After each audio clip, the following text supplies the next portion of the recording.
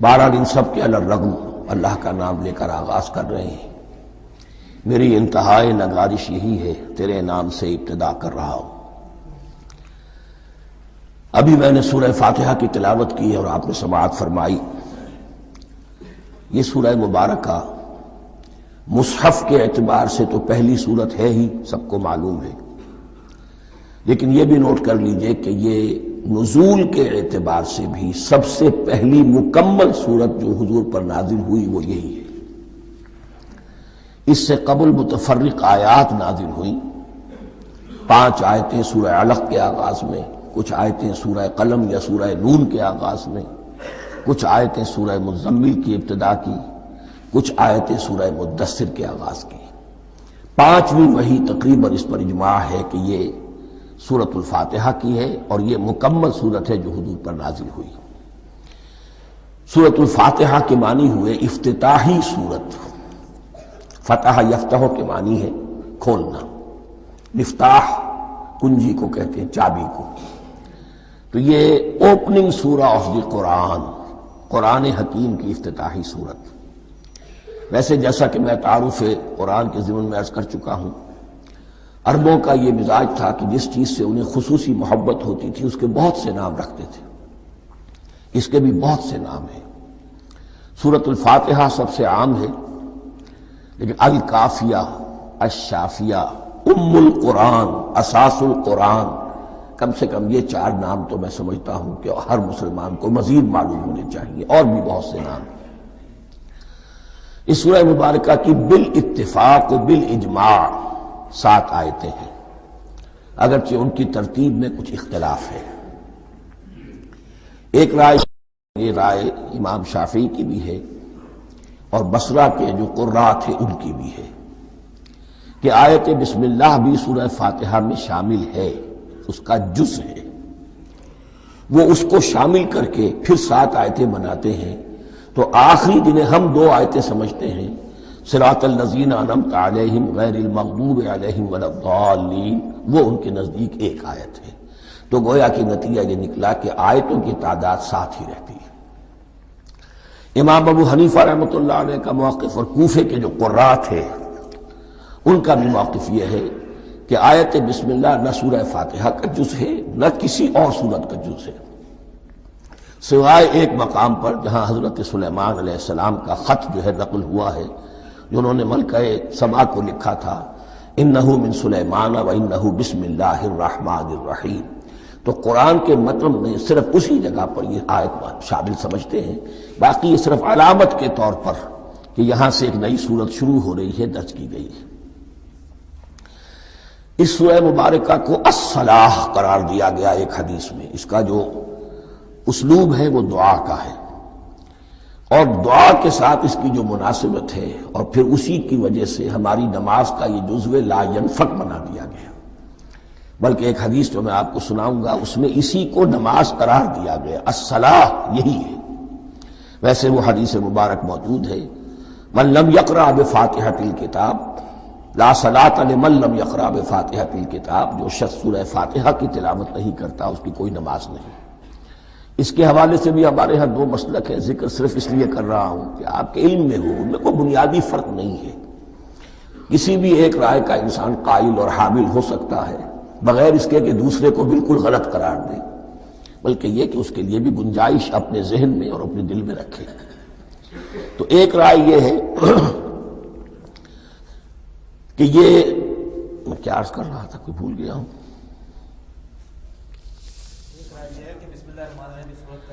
جی، اور دوسری آیت یہ ہے کہ اس کا حصہ نہیں ہے۔ اسی اعتبار سے یہ کہ یہ سورہ مبارکہ نماز میں پڑھی جانی ضروری ہے، لا صلاۃ لمن لم یقرأ بفاتحۃ الکتاب۔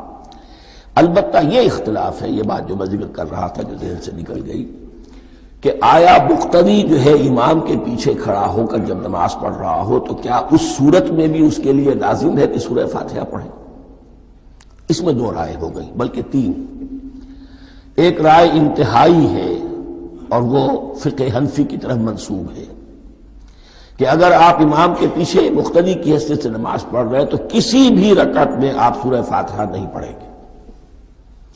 ایک دوسری بالکل برعکس رائے ہے، وہ امام شافعی رحمۃ اللہ علیہ کی ہے کہ ہر حالت میں چاہے امام جہری رکعت پڑھا رہا ہو جس میں وہ بلند آواز سے سورہ فاتحہ پڑھ رہا ہو، اور چاہے وہ سری رکعت ہو، ہر حالت میں مقتدی کو بھی پڑھنی ہے۔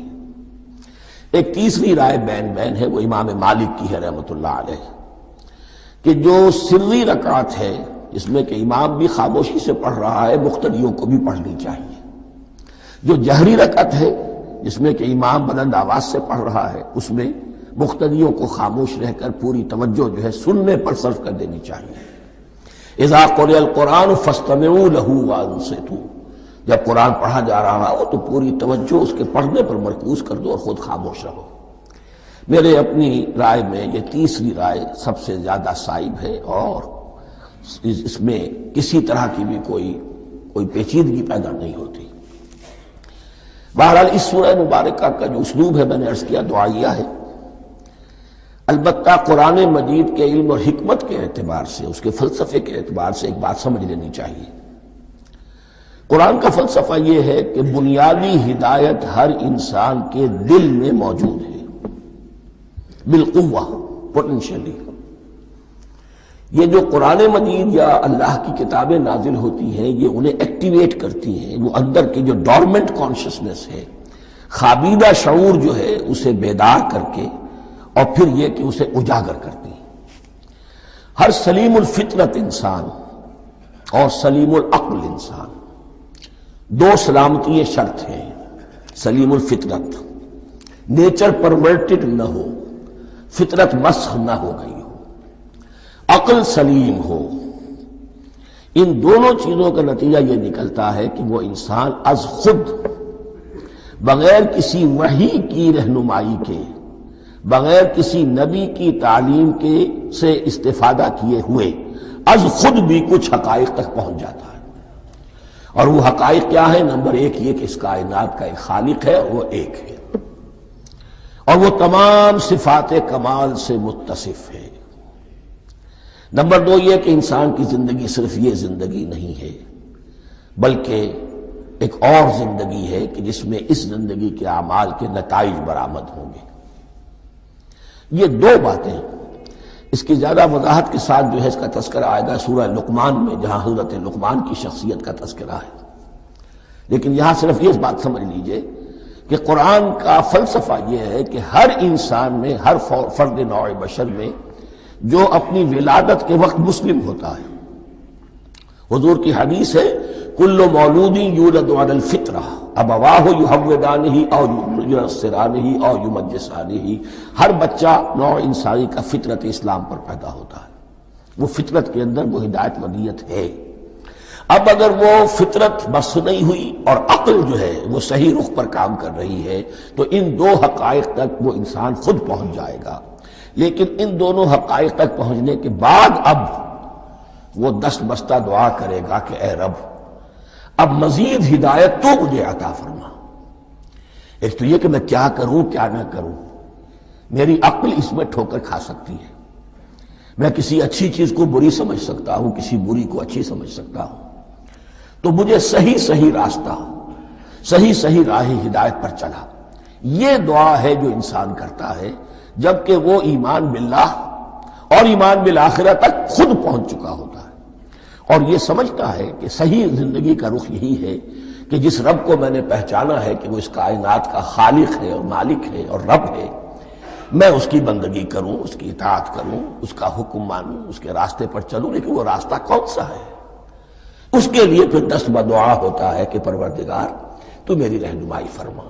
یہ مقام ہے کہ جہاں آپ سمجھ لیجئے اپنے آپ کو بھی آج اس جگہ پر تصور کرتے ہوئے پھر اس سورہ مبارکہ کو پڑھیے کہ آپ اس مقام پر اللہ کے فضل و کرم سے پہنچ چکے ہیں کہ اللہ کو آپ نے پہچان لیا اور اس کی توحید کو جان لیا، اس کی جملہ صفات کمال سے آپ واقف ہو گئے۔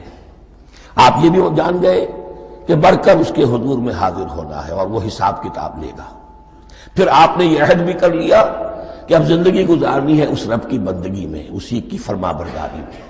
اب یہاں کھڑے ہو کر آپ پوچھتے ہیں کہ اللہ مجھے وہ تفصیلی ہدایت عطا فرما، ایسا نہ ہو کہ کبھی میں کسی راستے پر چلتا ہوا کسی پگڈنڈی پر مڑ جاؤں اور وہ تھوڑی سی جو ڈیویشن ہو میرے راستے کی وہ میری عاقبت کو برباد کر دے۔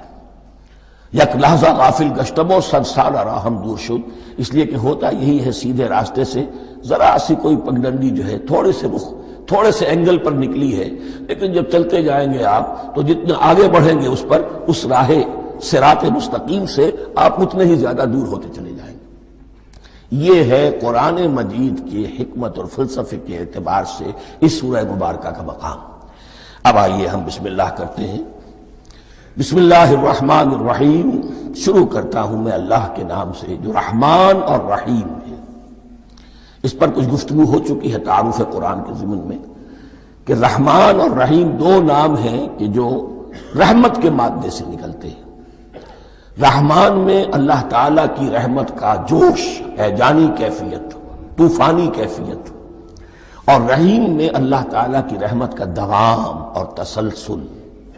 یہ دونوں کیفیات اللہ کی رحمت میں بیک وقت موجود ہیں، جس کا ہم تصور نہیں کر سکتے۔ ہم سمندر کو دیکھتے ہیں، متلاطم سمندر ہے، اس میں ہیجان ہے، طوفان ہے۔ دریا کو دیکھتے ہیں کہ وہ سکون کے ساتھ چل رہا ہے، خاموشی سے چل رہا ہے، بہہ رہا ہے، بس تسلسل کے ساتھ بہہ رہا ہے۔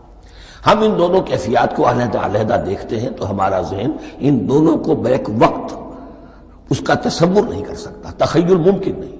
لیکن اللہ کی رحمت کی یہ دونوں شانیں مستقلاً ہر وقت موجود ہیں، بیک وقت، اسی لیے ان دونوں کے درمیان کہیں حرف عطف نہیں آئے گا۔ بسم اللہ الرحمن الرحیم، الحمدللہ رب العالمین۔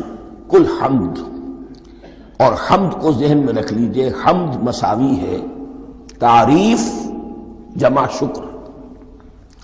عام طور پر ترجموں میں ایک لفظ لایا جاتا ہے، کل تعریف اللہ کے لیے، یہ کافی نہیں ہے۔ تعریف آپ کسی شے کی کر سکتے ہیں جس میں کوئی حسن ہے، خوبی ہے، کسی بھی اعتبار سے، خواہ آپ کو اس کے حسن و خوبی سے کوئی فائدہ حاصل نہیں ہو رہا۔ ایک پھول ہے، بہت خوبصورت ہے، بس ٹھیک ہے، خوبصورت ہے، آپ نے کہا، تعریف کر دی۔ شکر کرتے ہیں آپ اس شے کا جس سے آپ کو کوئی فائدہ پہنچا ہو، استفادہ ہوا ہو، آپ کی کوئی ضرورت پوری ہوئی ہو، آپ کی کوئی مشکل رفع ہوئی ہو۔ اور آپ دیکھیں گے کہ حمد میں یہ شکر کا پہلو غالب ہے۔ جتنی بھی دعائیں ہیں حضور سے منقول، شکر کے مقام پر وہاں حمد آتا ہے۔ بھوک لگی ہوئی تھی، کھانا کھایا، الحمدللہ الذی اطعمنی وسقانی۔ اب یہاں دیکھیے ترجمہ تعریف نہیں، شکر ہے اس اللہ کا جس نے مجھے کھلایا اور پلایا۔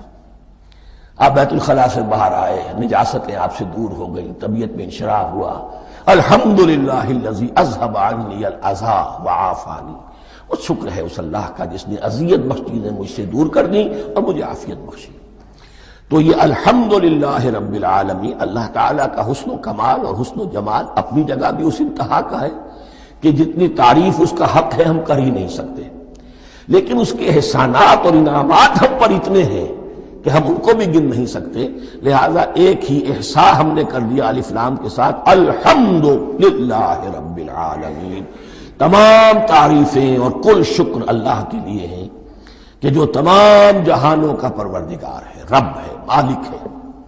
رب میں ایک مفہوم ہوتا ہے ربوبیت کا، اور اس میں مفہوم شامل ہوتا ہے تربیت کا، ربیانی صغیرہ۔ تو مالک ہونا اور تربیت دینا، آپ جس شے کے مالک ہوں گے آپ چاہیں گے اس میں بڑھوتری ہو، اس میں اضافہ ہو، وہ نشو و نما پائے۔ تو یہ دونوں چیزیں آپس میں ایک دوسرے کا جڑی ہوئی ہیں، پروردگار بھی اور مالک بھی۔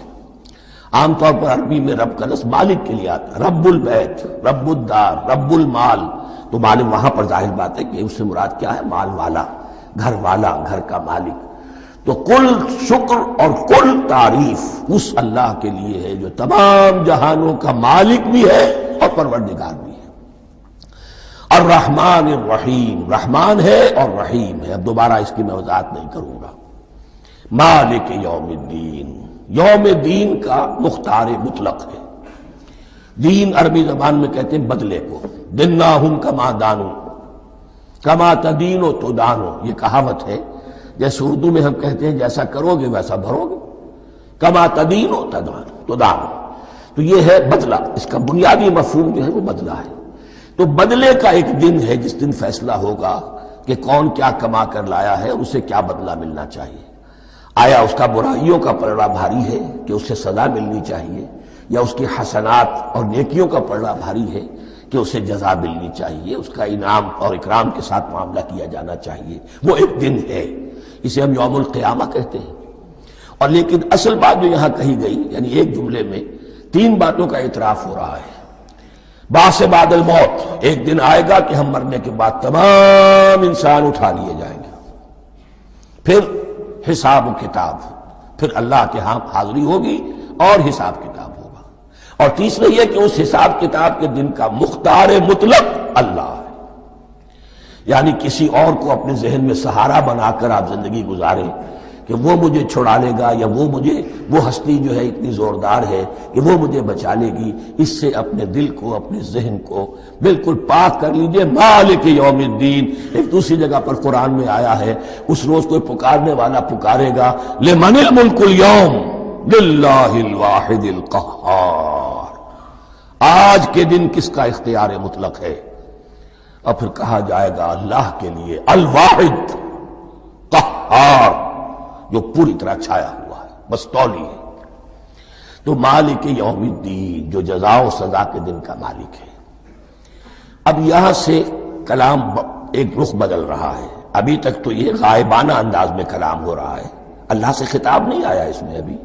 الحمدللہ رب العالمین الرحمن الرحیم مالک یوم الدین، اب خطاب ہے ایاک نعبد و ایاک نستعین، ہم صرف تیری ہی بندگی کرتے ہیں اور کریں گے، اور ہم صرف تجھ ہی سے مدد مانگتے ہیں اور مانگیں گے۔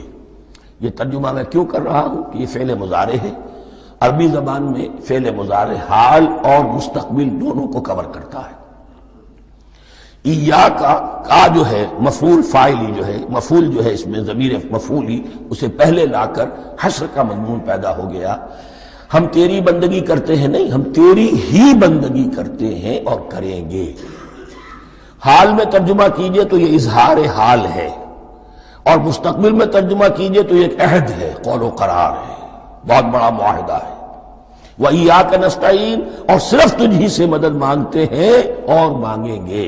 اس میں بھی حال کا ترجمہ اظہار حال، اللہ کرے کہ واقعی ہمارا حال وہی ہو، جب ہم یہ الفاظ کہتے ہیں تو واقعتاً ہم اس پر پورے اتر رہے ہوں کہ اسی کی بندگی کر رہے ہوں اور اسی سے ساری استعانت اور استمداد کر رہے ہیں۔ جہاں تک مستقبل کا تعلق ہے وہ پھر ایک عہد ہے، اہدنا الصراط المستقیم، یہ مقام وہ آ گیا کہ یہاں تک تو اے پروردگار ہم پہنچ گئے، تیرے فضل سے، تیرے کرم سے۔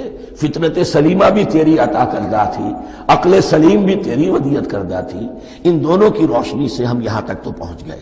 اب ہماری جو ضرورت ہے، احتیاج ہے، وہ کیا ہے؟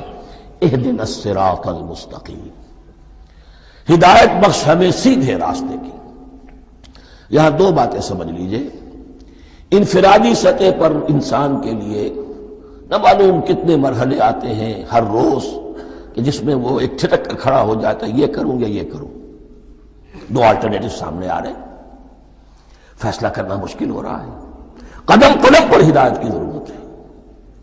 اور اجتماعی طور پر نوع انسانی 3 بڑے بڑے تمدنی مسائل میں واقعہ یہ ہے کہ تسلیم کر لیا جانا چاہیے کہ عقل انسانی اس کو راستہ نہیں دکھا سکتی۔ عام معاشرتی سطح پر مرد اور عورت کے درمیان حقوق اور اختیارات کا کیا توازن ہو، ناممکن ہے، انسان طے نہیں کر سکتا۔ انسان یا مرد ہے یا عورت ہے۔ عورت سوچے گی اپنے اپنے جذبات کا، اپنے خیالات کا لحاظ رکھے گی، مرد کے جذبات و احساسات کا اس کا کوئی تصور ہی ممکن نہیں۔ مرد سوچے گا اسے اپنے احساسات معلوم ہے، لیکن یہ کہ عورت کے احساسات سے وہ نابلد ہے، ان کو محسوس کر ہی نہیں سکتا۔ لا محالہ وہ اپنے بارے میں وہ جو بھی نظام بنائے گا اس میں وہ اپنی بالادستی رکھے گا۔ وہ تو ایک ہی ہستی ہو سکتی ہے کہ جو دونوں کی خالق ہے، مرد کی بھی عورت کی بھی، اور اس کو دونوں سے محبت ہے، دونوں کا خیر خواہ ہے، دونوں کا رب ہے، دونوں کو پروان چڑھانا چاہتا ہے۔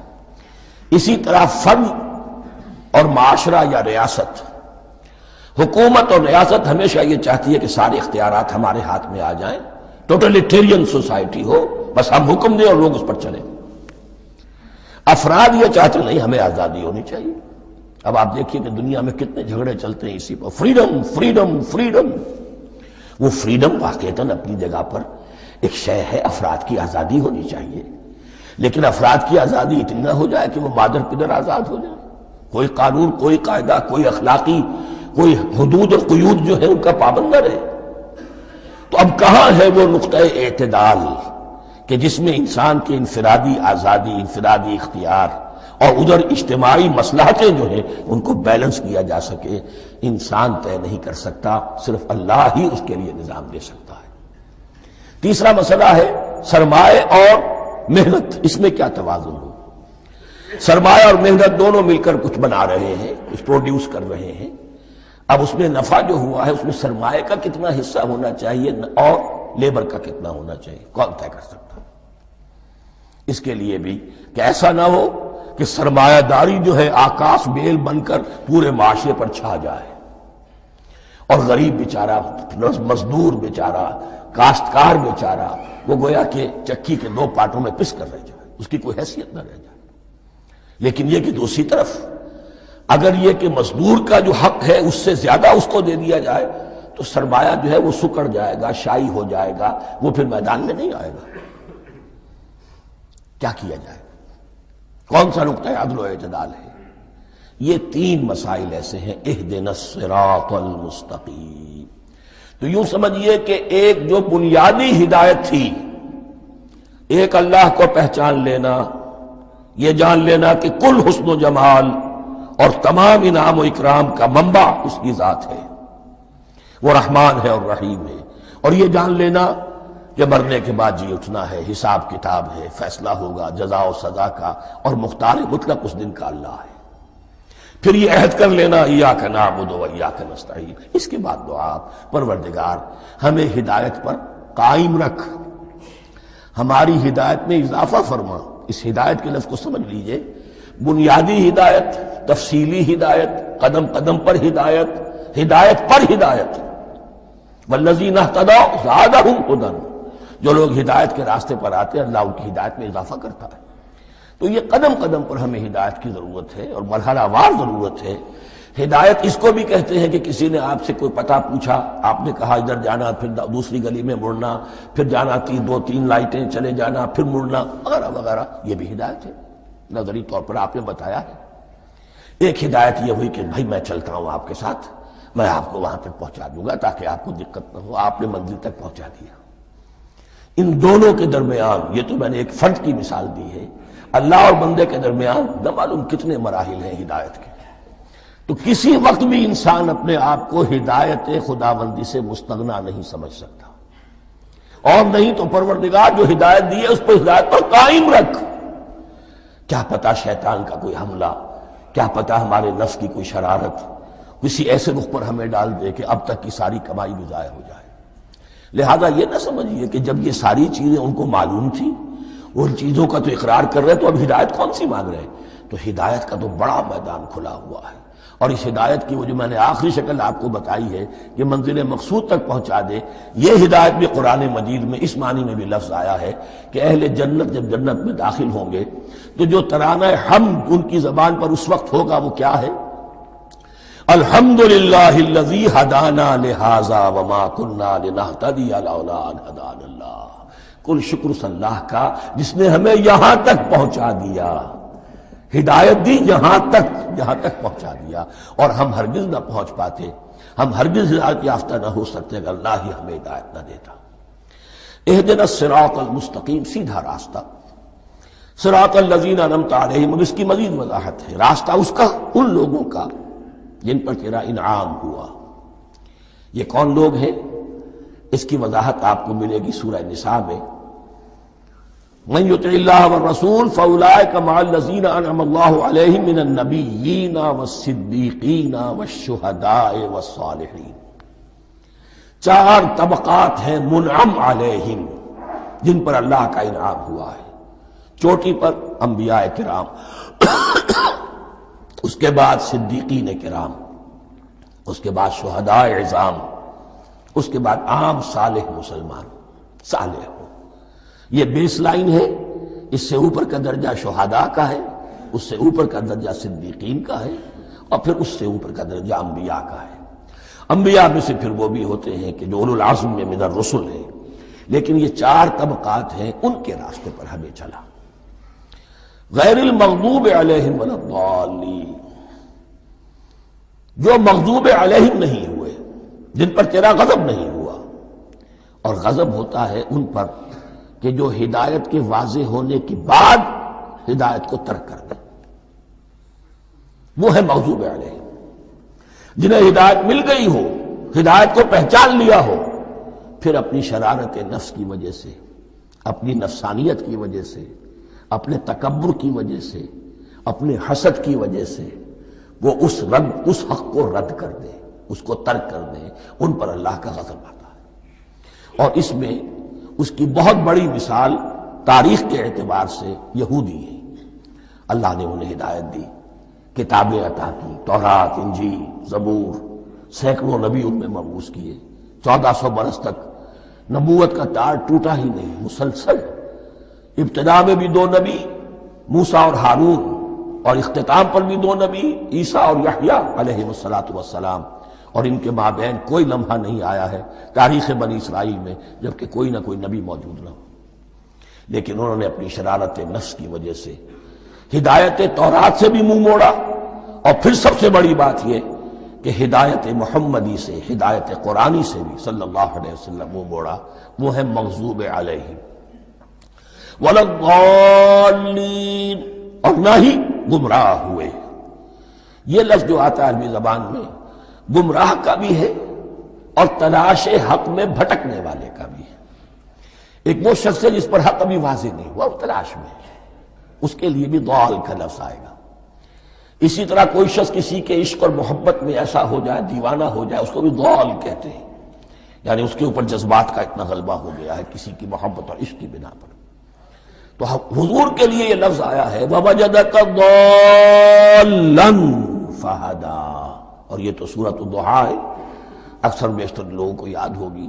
تو یہ جو ضال کا لفظ ہے، اس میں سمجھ لیجئے ضروری نہیں ہے کہ وہ گمراہ ہو، بلکہ وہ بھی کہ جو ابھی راہ ہدایت کی طلب میں، اس کے حصول کے لیے اس کی تلاش میں کوشاں ہیں، اور وہ بھی کہ جو کسی مغالطے کی وجہ سے حق سے منحرف ہو جائے۔ یہ بھی جان لیجئے کہ ایک ہے بدنیتی، تکبر، حسد، حق کو جان کر پہچان کر رد کر دینا یا چھوڑ دینا یا ترک کر دینا۔ ایک ہے کسی غلطی میں، کسی جذبات کے اندر آ کر، کسی غلو کے اندر مبتلا ہو کر اور حق سے منحرف ہو جانا۔ اس کی جو سب سے بڑی مثال ہے وہ نصارہ ہے، عیسائی ہے۔ حضرت مسیح کو انہوں نے مانا لیکن غلو کیا، یہ لفظ آئے گا آگے، لا تغلو فی دینکم، اپنے دین میں غلو نہ کرو۔ جیسے ہمارے ہاں بھی بعض لوگ ہیں جو حضور صلی اللہ علیہ وسلم کی تعریف میں، حضور صلی اللہ علیہ وسلم کے ساتھ اپنی محبت کے اظہار میں غلو کر جاتے ہیں۔ یہ انتہا درجے کو ہو گیا تھا حضرت مسیح علیہ السلام کے ماننے والوں میں، اور اس کی بنا پر انہوں نے تثلیث کا عقیدہ ایجاد کر لیا اور حضرت مسیح علیہ السلام کو اللہ کا بیٹا بنا دیا۔ تو اس کی سب سے بڑی مثال ضالین کی اس اعتبار سے کہ ہدایت پانے کے بعد کسی بدنیتی سے نہیں بلکہ کسی اچھے جذبے میں غلو کی وجہ سے، رسول سے محبت کرنا تو اچھا جذبہ ہے، لیکن یہ محبت بھی ایک حد میں رہنی چاہیے۔ غلو کرے گی تو ظاہر بات ہے کہ اس کے بعد وہ گمراہی کی طرف لے جائے گی۔ تو یہ ہے اس سورہ مبارکہ کا ترجمہ، اور اس کے بعد آخر میں آمین کہنا، یہ مسنون بھی ہے، کہنا چاہیے۔ البتہ اختلاف یہاں بھی صرف اتنا ہے کہ نماز میں جب آپ امام کے ساتھ ہیں، وہ اگر جہری قرات کر رہا ہے تو آیا اس کے بعد آپ کو بھی بالجہر کہنا ہے آمین یا نہیں کہنا، یہ اختلاف ہے، ان میں کوئی فرق واقع نہیں ہوتا۔ یہ چیز متفق علیہ کہ کہنا ہے آمین، بلکہ یہ آمین تو یہودیوں میں ہے، یہ آمین جو ہے یہ عیسائیوں میں بھی ہے۔ ان کی بھی جو لارڈس پریئر ہے اس کے بعد آمین، وہ آمین کہتے ہیں، وہ فرق، وہ لفظ ایک ہی ہے، اس لیے کہ عبرانی زبان اور عربی زبان، یا تو ہم یہ کہہ سکتے ہیں کہ دونوں بہنیں ہیں، کوئی ایک مشترک زبان تھی ان کی ماں جس کی یہ 2 بیٹیاں ہیں، اور یا یہ کہنا پڑے گا کہ عربی زبان کی ماں جو ہے وہ عبرانی زبان ہے۔ بہرحال بڑا قریبی رشتہ عربی کا اور عبرانی کا ہے، اس اعتبار سے وہ آمین۔ اب آپ کو معلوم ہے ہم السلام علیکم وہ کہتے ہیں، وہ سلام کہتے ہیں، فرق کیا ہے؟ وہ تو تلفظ کا فرق ہے۔ اسی طریقے سے اور بہت سے الفاظ ہیں، میں بعد میں بتا۔ اب میں اس سورہ مبارکہ کے بارے میں خاص حدیث آپ کو سنانا چاہتا ہوں، اور اسی سے در حقیقت جو امام ابو حنیفہ کا موقف ہے رحمۃ اللہ علیہ، اس کی حقانیت مزید مبرہن ہو جائے گی۔ یعنی کیا کہ آیت بسم اللہ سورہ فاتحہ کا جز نہیں ہے۔ سورہ فاتحہ الحمدللہ رب العالمین سے شروع ہوتی ہے۔ وہ میں آپ کو بتانا بھول گیا کہ جن کے نزدیک یہ سورت کا جز ہے وہ پھر جہری قرات میں بسم اللہ الرحمن بھی بلند آواز سے کہیں گے، اور جن کے نزدیک یہ سورہ فاتحہ کا جز نہیں ہے وہ نہیں کہیں گے، وہ الحمدللہ رب العالمین سے قرات کریں گے۔ تو کوئی فرق نہیں ہے بنیادی۔ یہ حدیث جو ہے یہ مسلم شریف میں ہے اور حدیث قدسی ہے۔ اس کے راوی حضرت ابو ہریرہ ہے رضی اللہ تعالی عنہ، اور اس حدیث نے اس سورت کے مضامین کا نہایت عمدہ تجزیہ کر دیا ہے۔ حدیث کے الفاظ سن لیجئے، قسمت الصلاۃ بینی و بین عبدی نصفین۔ اللہ تعالیٰ فرما رہے ہیں، حدیث قدسی ہے، میں نے نماز کو، صلاۃ کو اپنے اور اپنے بندے کے درمیان آدھا آدھا تقسیم کر لیا۔ فنصفها لی ونصفها لعبدی، اس کا نصف جو ہے وہ میرے لیے ہے اور نصف جو ہے وہ میرے بندے کے لیے ہے۔ وَلِعَبْدِي مَا سَأَلَ، اور جو میرے بندے نے مانگا میں اسے دوں گا، میرا وعدہ ہے یا میں نے اسے دیا۔ اس کے بعد اس کی تفصیل آتی ہے، اذا قال العبد، جب بندہ کہتا ہے الحمدللہ رب العالمین، قال اللہ حمدنی عبدی، جب بندہ کہتا ہے الحمدللہ رب العالمین، اللہ فرماتا ہے میرے بندے نے میری حمد کی۔ وَإِذَا قَالَ الرَّحْمَنِ الرَّحِيمِ قَالَ اللَّهُ اثْنَىٰ عَلَيَّ عَبْدِي، جب بندہ کہتا ہے الرحمن الرحیم، اللہ فرماتا ہے میرے بندے نے میری ثنا کی۔ وَإِذَا قَالَ مَالِكِ يَوْمِ الدِّينِ قَالَ اللَّهُ تَعَالَى مَجَّدَنِي عَبْدِي، میرے بندے نے میری تمجید بیان کی، میری بزرگی بیان کی۔ اب یہ تین آیتیں ہو گئیں، تینوں میں اللہ کی حمد ہے، ثنا ہے، تمجید ہے۔ یہ تین آیتیں خالص اللہ کے لیے ہو گئیں۔ اب چوتھی آیت آئی، ایاک نعبد و ایاک نستعین۔ اس کے بارے میں جب بندہ کہتا ہے اذا قال العبد ایاک نعبد و ایاک نستعین، قال اللہ تعالی ھذا ما بینی و بین عبدی ولعبدی ما سأل، یہ میرے اور میرے بندے کے درمیان ہے۔ یہ تو یوں سمجھیے کہ یہ گرہ لگ گئی ہے میرے اور میرے بندے کے مابین۔ اس نے مجھ سے قول و قرار کیا ہے، اس نے میری بندگی کا اعتراف کیا ہے، اس نے تسلیم کیا ہے کہ میری ہی بندگی کرتا ہے اور کرے گا، اور مجھ سے مدد چاہیے ہے۔ ھذا ما بینی و بین عبدی، یہ معاہدہ ہے۔ معاہدہ دو فریقوں کے مابین ہوتا، یہ میرے اور میرے بندے کے مابین ہے۔ وَلِعَبْدِي مَا سَأَلَ، اور میں نے اپنے بندے کو دیا جو اس نے مانگا، وہ میری مدد چاہتا ہے، میری مدد اس کے شامل حال رہے گی۔ فَإِذَا قَالَ، اور جب بندہ کہتا ہے اهْدِنَا الصِّرَاطَ الْمُسْتَقِيمَ صِرَاطَ الَّذِينَ أَنْعَمْتَ عَلَيْهِمْ غَيْرِ الْمَغْضُوبِ عَلَيْهِمْ وَلَا الضَّالِّينَ، قَالَ اللَّهُ تَعَالَى هَذَا لِعَبْدِي وَلِعَبْدِي مَا سَأَلَ۔ یہ تین آیتیں یہ میرے بندے کے لیے، اهْدِنَا الصِّرَاطَ الْمُسْتَقِيمَ، اسی صراط مستقیم کی وضاحت ہے مثبت، صراط الذین انعمت علیہم، اسی صراط المستقیم کی وضاحت ہے منفی انداز میں، غیر المغضوب علیہم ولا الضالین۔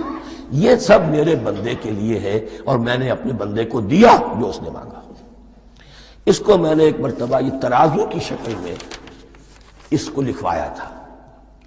دیکھیے یہ ایاک نعبد و ایاک نستعین، یہ ہے وہ ترازی کی وہ ڈنڈ، واو جو ہے ایاک نعبد و ایاک نستعین، واو جو ہے گویا کہ وہ مٹھ ہے جس سے کہ ترازو کو پکڑا جاتا ہے۔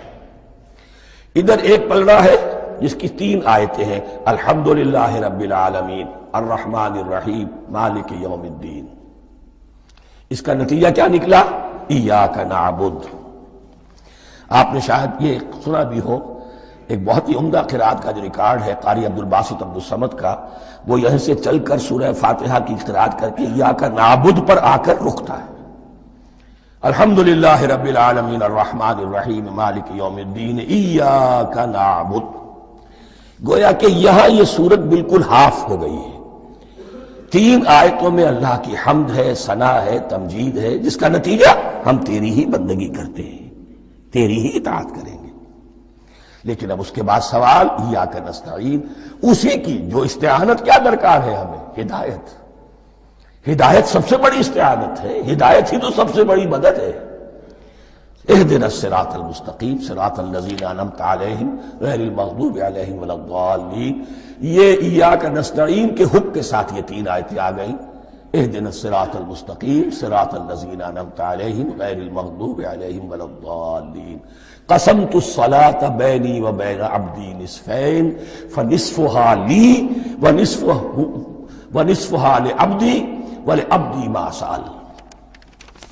اللہ تعالیٰ اس سورہ فاتحہ کا جو اصل مفہوم ہے وہ بھی ہمارے ذہنوں پر، ہمارے شعور کی سطح پر اسے اجاگر کیے رکھے، ہمیں توفیق دے کہ جب بھی پڑھیں، جب بھی سنیں تو وہ کیفیت اگر ہو جائے، اس لیے کہ ایک حدیث ہے کہ الصلاۃ معراج المومنین، نماز تو اہل ایمان کے حق میں معراج کے درجے میں ہے۔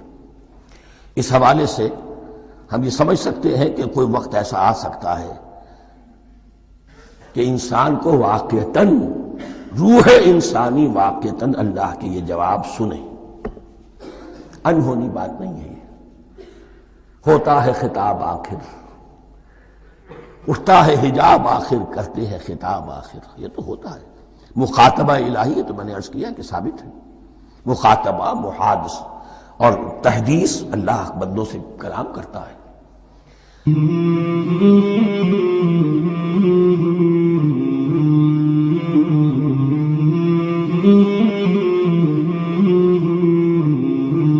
مولاي صل وسلم دائما ابدا على حبيبك خير الخلق كلهم، مولاي صل وسلم دائما ابدا على حبيبك خير الخلق كلهم، مولاي صل وسلم